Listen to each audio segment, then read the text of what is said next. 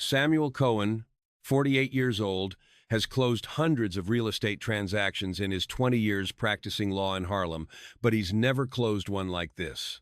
Wednesday morning, December 16th, 1936, Bumpy Johnson walks into Cohen's office and says 5 words that will define the next 72 hours. I want to buy a restaurant. Which restaurant? Villa Rosa, 116th, and Pleasant. Why? Because they refused to serve him yesterday evening. How quickly? By Friday. Cohen laughs, assumes Johnson is joking, realizes from Johnson's expression that he's completely serious. Explains that property transactions take weeks minimum. Title searches, inspections, negotiations, mortgage satisfaction, legal reviews. Johnson just looks at him with eyes that have seen men killed for less than laughing at him and says, I don't want to hear about what takes weeks. I want to hear how we make it happen in 60 hours. So Cohen makes it happen. Pulls property records Wednesday afternoon. Prepares a purchase offer Wednesday evening. Delivers the offer Thursday morning. Receives acceptance Thursday afternoon. Arranges mortgage satisfaction Friday morning. Closes the transaction Friday evening. 71 hours and 13 minutes from I want to buy a restaurant to Bumpy Johnson, owner on the deed. Cohen has handled complex real estate deals for wealthy clients, for businesses, for investors, but he's never seen anyone move this fast, with this much determination, for reasons that have nothing to do with investment strategy and everything to do with respect. This isn't about buying an asset. This is about proving that discrimination against Bumpy Johnson costs more than any racist policy is worth. About demonstrating that by December 1936, there is literally nothing in Harlem that Johnson can't own if someone is foolish enough to tell him he can't have it. Cohen watches it happen, drafts the paperwork, coordinates with the bank, handles the closing. And on Friday evening, when Johnson owns Villa Rosa, and Angelo Benedetti is standing on the street with an $18,000 check, Cohen thinks about what he's just witnessed. Not a real estate transaction. A lesson in power. The lesson that respect, if it won't be given, can be purchased. And when it's purchased by someone with Bumpy Johnson's resources and determination, that purchase happens so fast you don't have time to understand what's happening until the deed is transferred and you're the former owner of a business that 72 hours ago you assumed you'd own forever. But the story everyone in Harlem is telling on December 18th, the story that will be repeated in barbershops and policy banks and church basements for the next 30 years, isn't really about a restaurant transaction. It's about what happens when someone makes the catastrophic miscalculation of treating Bumpy Johnson like he's still that hungry kid from Charleston instead of the man who, by December 1936, controls more money and power than most white businessmen in Manhattan will see in their entire lives. It's about the 72 hours between humiliation and retribution, between being told, "We don't serve your kind," here, and owning the establishment that said it. Between racism and revenge executed so perfectly that it becomes legend. This is the story nobody tells when they talk about Bumpy Johnson's rise to power. The story that demonstrates more clearly than any number of policy banks or mob negotiations exactly who Bumpy Johnson was by 1936. The story of how 3 words spoken by a white maitre d' on a cold December evening set in motion a chain of events that would result in one of the most talked-about property acquisitions in Harlem history. The story of pride, power, and the kind of revenge that doesn't involve violence but is far more devastating because it's permanent. For the first time, we've spoken with people who were there that December evening in 1936. The waiters who watched the initial confrontation, the lawyers who handled the paperwork during those frantic 72 hours, the former employees of Villa Rosa who watched their workplace change ownership in less time than it takes most people to close on a home. The Harlem residents who witnessed Bumpy Johnson proved that by December 1936, there was literally nothing in Harlem that he couldn't own if someone was foolish enough to tell him he couldn't have it. And their testimonies reveal not just a story about a restaurant transaction, but a story about power, respect, and the exact moment when Harlem's most powerful crime boss demonstrated that discrimination against him would cost more than any racist policy was worth. And Bumpy Johnson is walking toward Villa Rosa with 3 associates and a date for the evening, a school teacher named Charlotte Williams, who teaches at PS 89 and who has agreed to dinner after meeting Bumpy at a Harlem Renaissance poetry reading 2 weeks earlier. The temperature is 34 degrees. Snow is falling, lightly. The city is decorated for Christmas. Villa Rosa, located at the corner of 116th Street and Pleasant Avenue in what locals call Italian Harlem, has a reputation for serving the best osso buco north of Little Italy, and for having tableside service that rivals restaurants in Midtown Manhattan that charge twice as much. Bumpy loved good food, remembers Jerome Littleman Taylor, 84, who was one of the 3 associates walking with Johnson that evening. By 1936, Bumpy was eating at the finest restaurants in Harlem and Manhattan. He had the money to eat anywhere he wanted. He knew wines. He knew Italian cooking. He appreciated good service. This wasn't some kid off the street trying to get into a place he couldn't afford. The group approaches the entrance. December light spills from the large windows. Through the glass, you can see white tablecloths, candles, well-dressed diners, waiters in black vests carrying trays of pasta and wine. This is the Harlem that Italian immigrants built. The Harlem that by 1936 has over 100,000 Italian residents, 3 times the size of Little Italy downtown. The Harlem where Italian restaurants serve Italian customers and where the unwritten rules about who belongs and who doesn't are as rigid as any Jim Crow law in the South. Bumpy reaches for the door. Before his hand touches the brass handle, a man in a dark suit emerges from inside. This is Pietro Calabrese, the maitre d', 43 years old, employed at Villa Rosa for 6 years, and he positions himself in front of the door with body language that communicates everything before he speaks a single word. "I'm sorry, but we don't serve coloreds here," Calabrese says in English, with an Italian accent that 19 witnesses will later recall in remarkably consistent testimony. Time stops. Not dramatically, not with the movie-style tension of a confrontation that's about to explode into violence. Time stops because everyone present, Italian diners looking through the window, Bumpy's associates, passers-by on 116th Street, everyone recognizes immediately that something significant is happening. Everyone except Pietro Calabrese apparently understands that you don't tell Bumpy Johnson in December 1936 that he's not welcome somewhere in Harlem. Bumpy didn't say anything at first, recalls Taylor. He just looked at this maitre d' like he was studying him, like he was taking a photograph with his mind. Then he looked past him into the restaurant, looked at all the white folks eating their pasta, looked back at the maitre d', and he smiled. Not a friendly smile, Johnson asks quietly. "It's the owner's policy," Calabrese responds, his confidence wavering slightly because Bumpy Johnson isn't arguing, isn't angry, isn't doing anything except asking questions with the calm interest of someone gathering information. This is an Italian restaurant for Italian people. What happens next is recounted by multiple witnesses with near-identical details. Then he turns and walks away. No threats, no violence, no scene.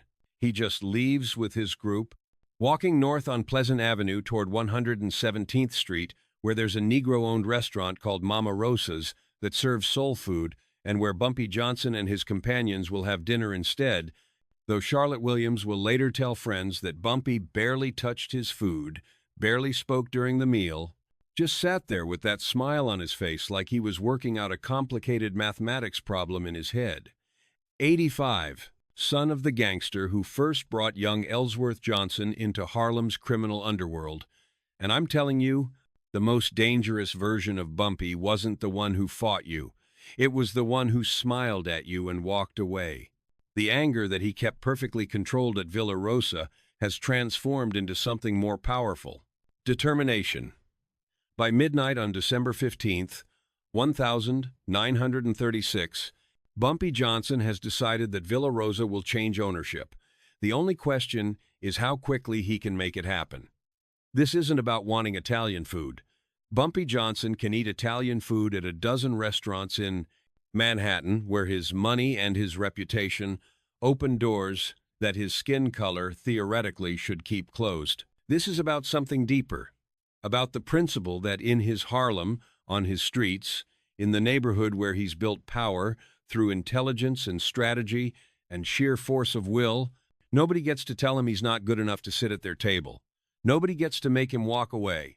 Nobody gets to humiliate him and keep operating their business like nothing happened.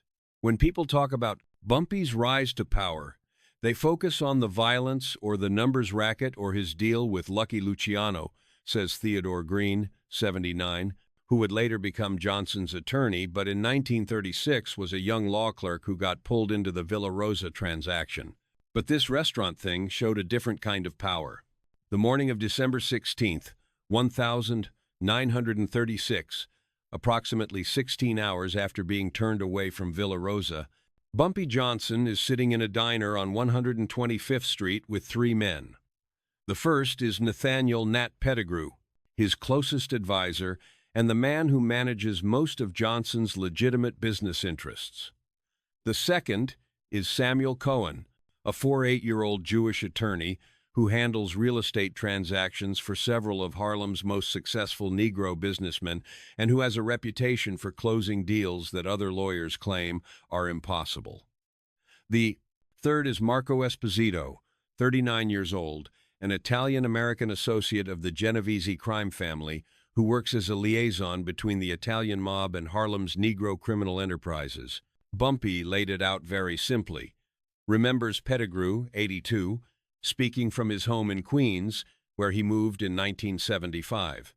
He said, "There's an Italian restaurant on 116th and Pleasant, Villa Rosa.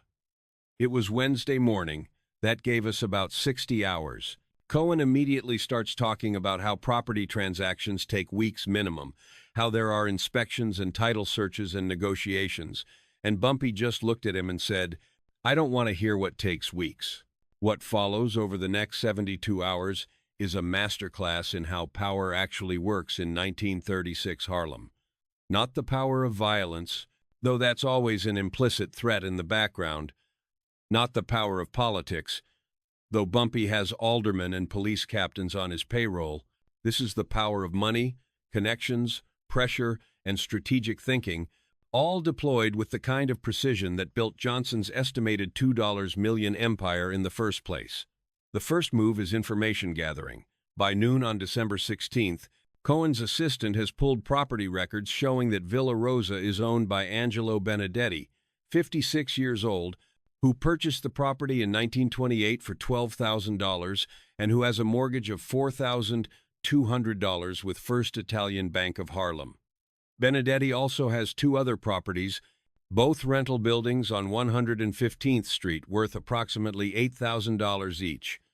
His total net worth is estimated at $35,000, comfortable by 1936 standards, but not wealthy. The restaurant does steady business but isn't wildly profitable. Annual revenues approximately $45,000, annual profit after expenses approximately $8,000. Once we had the numbers, the strategy became clear, says Cohen, now 87, speaking from his retirement home in Florida. Benedetti wasn't a rich man. The restaurant was probably his most valuable asset besides his rental properties. If we offered him enough cash to walk away, enough to buy another property somewhere else and maybe retire comfortable, he'd have to seriously consider it. The second move is applying pressure through the Italian connection. This is where Marco Esposito becomes essential. Esposito has worked with Bumpy Johnson since 1935, when Johnson negotiated his landmark deal with Lucky Luciano that gave Johnson control of Harlem's rackets in exchange for a percentage paid to the Italian mob. Esposito's job is to make it clear to Benedetti that selling quickly is in everyone's best interest. Marco went to see Benedetti that same Wednesday afternoon, recalls Pettigrew. Not to threaten him. Marco was very clear about that, just to explain the situation. To let Benedetti know that Bumpy Johnson wanted to purchase Villa Rosa, that a generous offer would be made, and that Mr. Johnson would appreciate a swift resolution. The implication was obvious. You don't tell Bumpy Johnson no, not in Harlem. Angelo Benedetti's version of these events, recorded in an interview with Harlem newspaper Amsterdam News in 1951, 15 years after the transaction, confirms the sequence. A man came to see me on Wednesday. Italian man, very polite, very respectful. He explained that Mr. Johnson wished to purchase my restaurant. He said an offer would be made and that I should consider it carefully. I asked what would happen if I refused to sell. He smiled and said nothing would happen, but that Mr. Johnson had never been refused anything in Harlem, and it would be unfortunate to be the first. By Wednesday evening, December 16th, Samuel Cohen has prepared an offer, $18,000 cash for Villa Rosa, including the building, all equipment, all inventory, the name, the recipes, everything. This is approximately 50% more than the property's assessed value of $12,000. It's enough above market rate to be compelling, but not so high as to seem desperate. The offer comes with conditions. Benedetti has 24 hours to accept. If he accepts, closing must happen within 48 hours. All of this is highly irregular.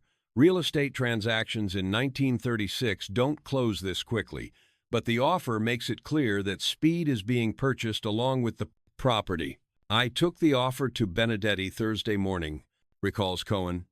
He was standing behind the bar of Villa Rosa, and I could see he'd been up all night thinking about it. He looked at the number, $18,000, and I watched him do the calculation in his head. He owed $4,200 on the mortgage. That left him with $13,800 clear. That's more than he'd make in 2 years running the restaurant. That's enough to buy another property outright. That's enough to retire if he's careful. I didn't have to sell him on anything. But Angelo Benedetti, standing in his restaurant on Thursday morning, December 17th, 1936, is not just calculating money. He's calculating risk. He knows who Bumpy Johnson is. Everyone in Harlem knows who Bumpy Johnson is by December 1936. The man who stood up to Dutch Schultz, the man who negotiated with Lucky Luciano as an equal, the man who controls the numbers racket that generates millions of dollars annually across Harlem, the man who apparently doesn't forget being turned away from a restaurant by a maitre d' who was just following the owner's policy. I sold because I'm not a fool, Benedetti said in that 1951 interview. I sold because $18,000 in cash is more money than most people see in a lifetime. I sold because the alternative was keeping a restaurant in a problems neighborhood where the most powerful Negro criminal in America had decided he wanted to own it. You think my white customers would keep coming if they knew Bumpy Johnson was unhappy with me? You think the suppliers would keep delivering? You think the police would keep looking the other way at the illegal wine I served during Prohibition? I sold because when Bumpy Johnson wants to buy your restaurant in 1936 Harlem, you don't negotiate. Thursday afternoon, December 17th, Benedetti signs the purchase offer. Title search that normally takes a week. Cohen has a clerk working overnight to verify the property records, paying triple overtime to get results by Friday morning. Property inspection that normally takes several days. Bumpy sends his own contractor, who completes a walkthrough in 4 hours and delivers a written report. Mortgage satisfaction that normally requires coordination with the bank. Bumpy delivers $4,200 in cash to First Italian Bank of Harlem on Friday morning and receives the satisfaction documents by Friday afternoon. The bank manager was shocked, remembers Vincent DeMarco, 88, who worked as a teller at First Italian Bank in 1936. We had a customer walk in with $4,200 in cash, paying off someone else's mortgage. That wasn't a normal transaction. But the money was real. The paperwork was in order. In Samuel Cohen's office on 135th Street. Present are Bumpy Johnson, Angelo Benedetti, Samuel Cohen, 2 witnesses, and a notary public. The paperwork is straightforward. Benedetti signs the deed transfer. Johnson hands over a cashier's check for $18,000 from Harlem Savings Bank. The notary stamps the documents. M. On December 18th, 1936, exactly 71 hours and 13 minutes after being told, "We don't serve coloreds here," Bumpy Johnson owns Villa Rosa. Benedetti couldn't get out of there fast enough, recalls Cohen. He took the check, shook Bumpy's hand, and left. He cleared his personal belongings out of the restaurant that same evening. The transformation of Villa Rosa from a whites-only Italian restaurant to a Negro-owned integrated establishment happened so quickly that some regular customers don't even realize ownership has changed until they arrive for dinner Saturday evening and see Negro patrons seated at tables that had never before served anyone who wasn't white. "I was a waiter at Villa Rosa for 3 years," says Giovanni Russo, 81, speaking from his home in Brooklyn. "Thursday night, I'm serving Italian customers, like always. Friday, we're told the restaurant is sold. Saturday morning, there's a new owner, and he's a Negro man, and by Saturday evening, I'm serving Negro and white customers both. The strangest part? Nothing else changed. Same menu. Same recipes, same wine list, same tablecloths, just different people sitting at the tables. The immediate response in Harlem is electric. Word spreads through the neighborhood faster than news of a policy hit. Bumpy Johnson bought Villa Rosa, bought it in 3 days, bought it because they wouldn't serve him. The story grows with each retelling, becomes legend before it's even a week old.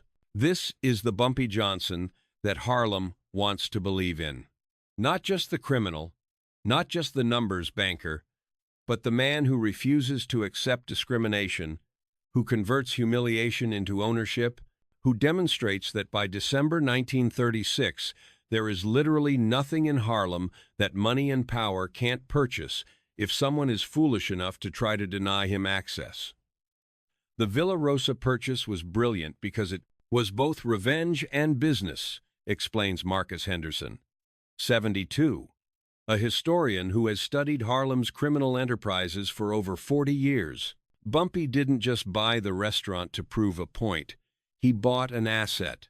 Villa Rosa was profitable.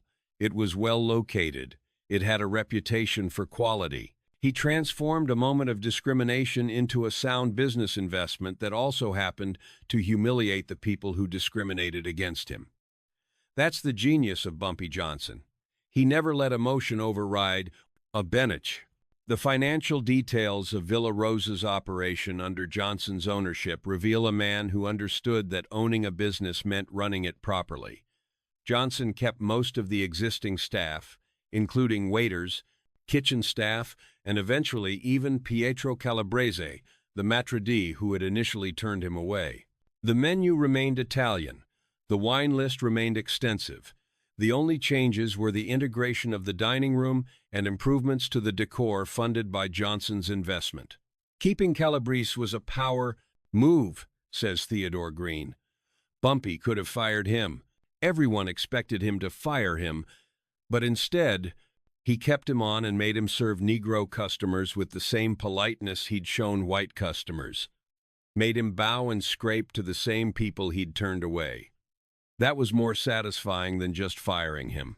Pietro Calabrese's perspective, recorded in a 1947 interview shortly before he left Harlem permanently, reveals a man who learned an expensive lesson. "I was following the owner's orders when I turned Mr. Johnson away. I didn't know who he was. I didn't understand what I was doing. When he became the owner, he could have fired me. Instead, he made me maitre d' for Negro customers, made me treat them like royalty. Every night I worked, I remembered that I'd turned away the man who would become my boss within 72 hours. It was humiliating. It was also educational. I learned that power in Harlem wasn't about skin color. It was about respect.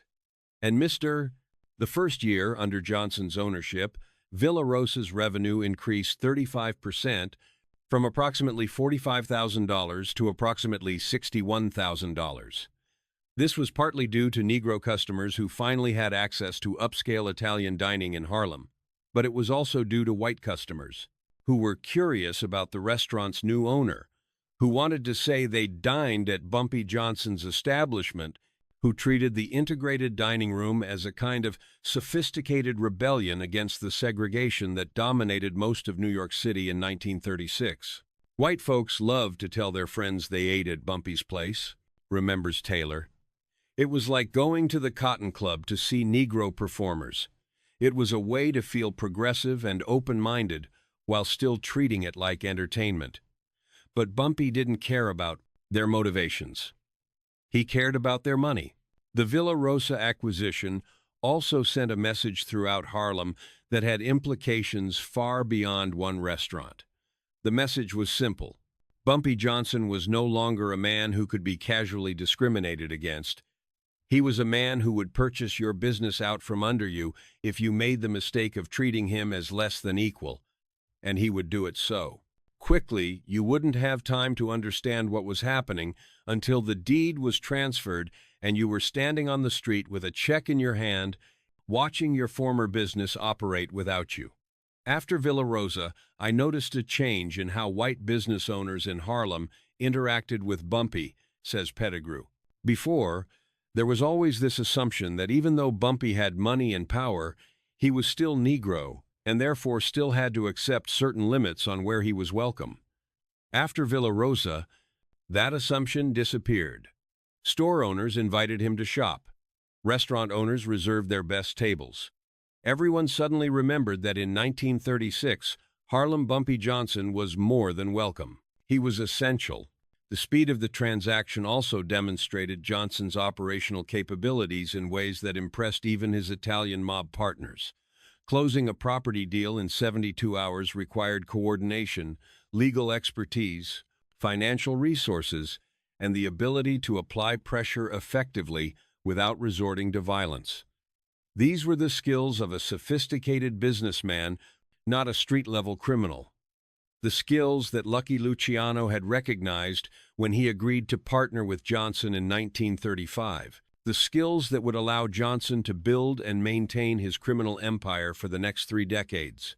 Lucky Luciano heard about the Villa Rosa deal, recalls Marco Esposito. He thought it was brilliant.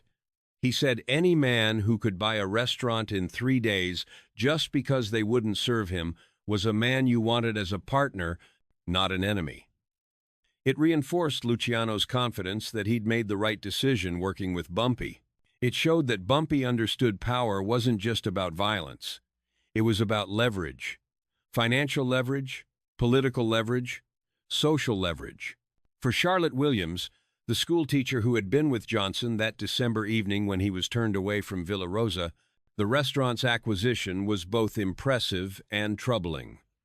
Bumpy took me to Villa Rosa for dinner the Saturday after he purchased it, Williams recalled in a 1968 interview shortly after Johnson's death. We sat at the same table where white diners had been sitting the week before. The maitre d' who had turned us away now served us, with a politeness that bordered on fear. The food was excellent, the wine was expensive, and Bumpy was charming. But I kept thinking about what it meant that the fastest way to integrate a restaurant in Harlem wasn't through protest or legislation. It was through purchasing it. That's power. The question of what the Villa Rosa acquisition meant for the average Harlem resident, for the thousands of Negro citizens who didn't have $18,000 in cash to buy their way into establishments that discriminated against them, is one that historians still debate. Did Johnson's actions help the broader community by demonstrating Negro economic power?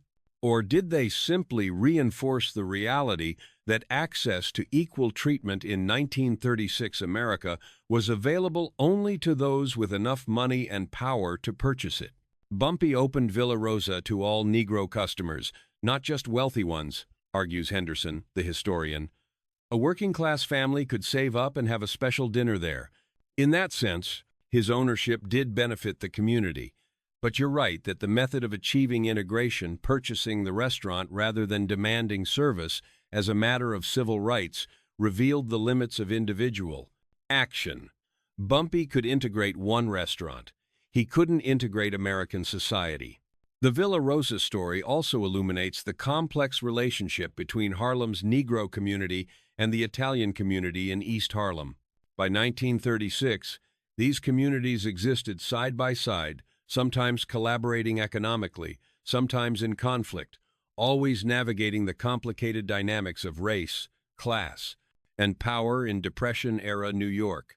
Italians in Harlem weren't universally racist, says Rosa Giordano, 76, whose grandparents owned a bakery on 115th Street in the 1932nd. But there was definitely a hierarchy. Italians felt superior to Negroes because they were white, even though other white people often discriminated against Italians as inferior Europeans. When Bumpy bought Villa Rosa, it challenged that hierarchy. It showed that a Negro man could have more money and power than an Italian business owner. Some Italians respected that. Some resented it. The architectural and operational details of Villa Rosa under Johnson's ownership reveal a man who took pride in his acquisition.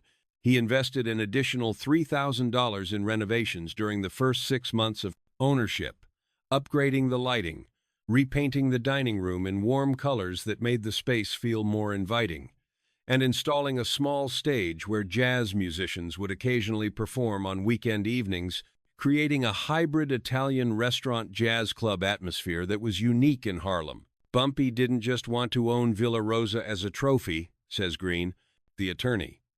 He wanted it to be successful. He wanted it to represent the quality and sophistication of Negro ownership. He personally approved the menu changes. He sampled new wines for the wine list. He interviewed musicians before they were allowed to perform. This wasn't an absentee owner collecting profits. The staff dynamics at Villa Rosa after the ownership change were complex and revealing. Some Italian staff members quit immediately, unwilling to work for a Negro owner. Others stayed, motivated by the need for employment during the Depression and by Johnson's reputation for paying above-market wages. And some stayed because they developed genuine respect for Johnson as a boss who ran his business professionally and treated employees fairly. I stayed because I needed the job, admits Giovanni Russo, the waiter, but also, I stayed because Mr. Johnson was a good boss.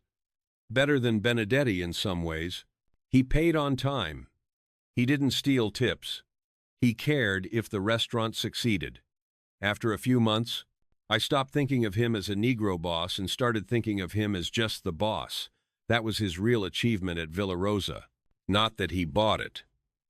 50. Expensive by 1936 standards, when the average Harlem household earned about $30 per week. This pricing strategy meant that Villa Rosa remained an establishment for special occasions rather than everyday dining, but it also meant that Johnson was running a profitable business rather than a charity. People sometimes criticized Bumpy for not making Villa Rosa more affordable for working-class families, says Henderson, but he was running a business, not a social program. The pricing had to support the quality of food, the service, the overhead, and honestly, the fact that it was upscale made it more valuable as a statement. This wasn't just a Negro-owned restaurant. This was a Negro-owned upscale Italian restaurant with white tablecloths and an extensive wine list. The relationship between Johnson and Angelo Benedetti after the sale is documented through several sources, and it reveals a transaction that both men understood was about more than just real estate. Benedetti moved to New Jersey in 1937, purchased a smaller restaurant in Newark with the proceeds from the Villa Rosa sale, and by all accounts, lived comfortably until his death in 1963. He never publicly expressed resentment about the quick sale, though in private conversations, friends reported that he felt he'd been pressured into a transaction he wouldn't have made under other circumstances. Benedetti knew he'd been outmaneuvered, says Cohen, the attorney who handled the transaction, but he also knew he'd been fairly compensated. $18,000 was a good price. He wasn't cheated financially. He was just reminded that in 1936, Harlem, Bumpy Johnson's desire to own something was more powerful than anyone else's desire to keep it. That's not illegal. For Bumpy Johnson, the Villa Rosa acquisition represented something more personal than the business and political calculations that motivated most of his actions. It represented the distance he'd traveled from that one 4-year-old boy, arriving in Harlem in 1919 with nothing, knowing he was unwelcome in most establishments because of his skin color. By December 1936, he'd achieved enough power that being unwelcome somewhere meant he could simply purchase it. The Villa Rosa thing stuck with Bumpy for the rest of his life, says Pettigrew. Not because it was his most important acquisition. He bought and sold dozens of properties over the years that were worth more money and more strategically valuable. But Villa Rosa was personal. It was about respect. It was about proving that by 1936, Ellsworth Bumpy Johnson wasn't someone who could be turned away from anywhere in Harlem. The timing of the Villa Rosa acquisition is also significant within the broader context of Johnson's life and career. December 1936 is just 1 year after Dutch Schultz's death, 1 year after Johnson negotiated his landmark deal with Lucky Luciano. This is Johnson at the peak of his early power, before his first major prison sentence in 1952. This is Johnson, as a young man, 31 years old, with money and influence and the kind of confidence that comes from having risen from nothing to controlling a multi-million-dollar criminal enterprise in less than 2 decades. In 1936, Bumpy was at the height of his powers, says Henderson. He was young enough to be physically imposing, old enough to have earned respect through experience, wealthy enough to make things happen quickly, connected enough to apply pressure through multiple channels. The Villa Rosa acquisition happened when it did because that's when Bumpy had all the resources necessary to make it happen in 72 hours. 5 years earlier, he might not have had the cash. 5 years later, he'd be more cautious about drawing attention to himself. The legal implications of the transaction were straightforward, but the social and political implications rippled through Harlem for years. Johnson had demonstrated that integration could be achieved through economic power, that discrimination could be countered not just through protest but through purchase, that respect in America in 1936 might be more attainable through money than through moral arguments about equality. The Villa Rosa acquisition influenced how other Negro business owners thought about expansion, says Samuel Morrison, 68, whose grandfather owned a funeral home in Harlem in the 1932nd.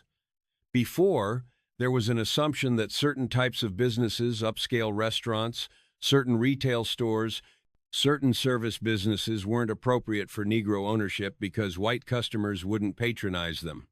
Villa Rosa challenged that assumption. The physical space of Villa Rosa remained largely unchanged during Johnson's ownership. The mahogany bar that Benedetti had imported from Italy in 1929 stayed. The murals of Italian countryside scenes painted by a local artist stayed. Even the Italian-language menus stayed, though Johnson added English translations. This preservation of the restaurant's Italian character was deliberate. Johnson wasn't trying to transform Villa Rosa into something it wasn't. He was proving that a Negro man could own and operate an Italian establishment while maintaining its authenticity and quality. Some people expected Bumpy to change everything, to make it more Negro, says Russo. But he didn't. He kept the Italian recipes, kept the Italian waiters who stayed, kept the Italian decor. The only thing he changed was who was allowed to eat there. That was the most radical change possible: integration without transformation. The financial success of Villa Rosa under Johnson's ownership continued throughout his active years in Harlem. The restaurant operated profitably until 1952, when Johnson's 15-year prison sentence for drug conspiracy meant he had to sell many of his legitimate business holdings to pay legal expenses and support his family during his incarceration.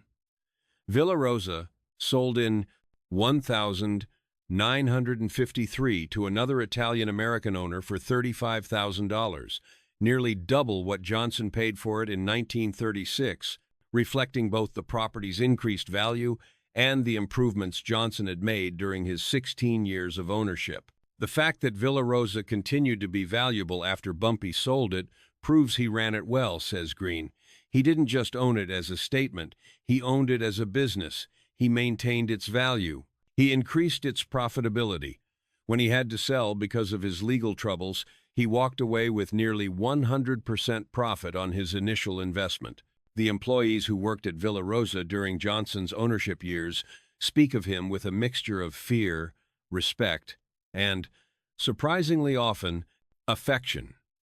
He was a demanding boss who expected excellence in service, food quality, and customer treatment. But he was also a boss who paid fairly, who protected his employees from outside trouble, who made sure the restaurant was maintained properly, who took pride in what his establishment represented, asks Russo. Of course, everyone knew Bumpy Johnson ran numbers, worked with the mob, did things that weren't legal. But at Villa Rosa, he was just the owner. He wasn't running policy operations out of the restaurant. He wasn't using it as a front. It was a legitimate business that he owned and operated legally. That separation between his criminal enterprises and his legitimate businesses was important to him. He wanted Villa Rosa to be respectable. The cultural significance of Villa Rosa in Harlem society during the Johnson years cannot be overstated. It became a destination for Negro professionals, artists, intellectuals, and middle-class families who wanted to celebrate special occasions at an establishment that represented the best of what Negro ownership could achieve. Graduation dinners, anniversary celebrations, business meetings, all took place in a dining room that had once refused to serve Negro customers, but now welcomed them as valued patrons. My parents took me to Villa Rosa for my high school graduation in 1947, remembers Dorothy Hamilton, 77. It was the fanciest meal I'd ever had. My father wore his best suit. My mother wore pearls. We ate pasta and drank wine and felt like we were at the finest restaurant in Manhattan. The fact that it was owned by Bumpy Johnson made it even more special. It wasn't just a restaurant. It was a symbol. It was proof that we belonged in nice places, that we could own nice places. The broader political context of 1936 makes the Villa Rosa acquisition even more significant. This is the year that Jesse Owens won 4 gold medals at the Berlin Olympics, challenging Nazi theories of racial superiority while facing discrimination at home. This is 2 years before Marian Anderson was denied the right to perform at Constitution Hall because of her race. This is a decade before Jackie Robinson integrated baseball. The Villa Rosa acquisition was one small private act of integration in a decade when segregation was still legal, still enforced, still considered acceptable by millions of Americans. Bumpy wasn't a civil rights leader, argues Henderson. He wasn't trying to change American society through moral persuasion or political organizing, but his actions had political implications. When he bought Villa Rosa, when he integrated that dining room, when he proved that Negro ownership of upscale establishments was not only possible but profitable, he was challenging segregation in a practical way that complemented the work of activists and organizers. Integration through economic power rather than through moral argument. The relationship between the Villa Rosa acquisition and Johnson's broader business strategy reveals a man who understood that diversification of assets and income streams was essential for long-term success. By 1936, Johnson's criminal enterprises, primarily the numbers racket, generated the majority of his income. But he also owned rental properties, invested in legitimate businesses, and maintained relationships with legitimate Negro business owners who respected his financial acumen, even if they disapproved of his criminal activities. Villa Rosa fit into Bumpy's strategy of building legitimate wealth alongside illegal wealth, explains Green. He knew that criminal enterprises were risky, subject to police crackdowns, vulnerable to competition. But real estate and legitimate businesses were more stable. If his illegal operations got shut down, he'd still have income from properties and businesses. The personal satisfaction Johnson derived from owning Villa Rosa is documented through numerous conversations and observations recorded by people who knew him during those years. He took friends and associates to dinner there, regularly. He introduced the restaurant to visiting criminals from other cities as evidence of his success. He spoke with pride about the quality of the food, the service, the atmosphere. For a man who controlled millions of dollars in illegal gambling operations, the $18,000 restaurant mattered perhaps more than the money suggested it should. Bumpy loved Villa Rosa in a way that was different from how he felt about his other businesses, says Pettigrew. The numbers banks were necessary. The real estate was strategic. But Villa Rosa was personal. It represented something he'd been denied and then taken. Every time he ate there, every time he brought someone there for dinner, he was reliving that moment on December 15th, 1936, when he walked away from being told he wasn't welcome, and then reminding himself that 3 days later he owned the place. The reaction of Harlem's religious and civic leaders to Johnson's ownership of Villa Rosa was mixed, reflecting the complicated relationship these respectable institutions had with Harlem's most powerful criminal. Some ministers praised the integration of a previously whites-only establishment, seeing it as progress regardless of who achieved it. Others condemned the celebration of a criminal's business success, arguing that Johnson's methods, even his legal methods, were not appropriate models for the community. "My father was a minister, and he refused to eat at Villa Rosa," remembers Reverend James Thompson, He said that eating there would be endorsing Bumpy Johnson's criminal enterprises, even though the restaurant itself was legitimate. But many of his congregation members disagreed. They saw Villa Rosa as a victory for the community, not just for Bumpy. They saw integration as more important than the specific person who achieved it. The decades following the Villa Rosa acquisition, the years between 1936 and Johnson's death in 1968, saw countless similar instances of Johnson using his economic power to challenge discrimination, support Negro businesses, and demonstrate that money and power could achieve in Harlem what moral arguments alone couldn't achieve in the rest of America. But Villa Rosa remained the most talked about example because it was the first, because it happened so quickly, and because it demonstrated so clearly the transformation of Ellsworth Bumpy Johnson, from the hungry boy from Charleston to the man who owned Harlem in every meaningful sense. "When people ask me what defined Bumpy Johnson's power," says Henderson, "I tell them about Villa Rosa. Not the biggest deal he ever made, not the most money he ever made, but the most perfect demonstration of what power actually meant in 1936 Harlem. The power to be told you're not welcome and to respond by purchasing the place that rejected you. The power to transform humiliation into ownership in 72 hours. Today, walking past the corner of 116th Street and Pleasant Avenue in East Harlem, you wouldn't know that Villa Rosa ever existed.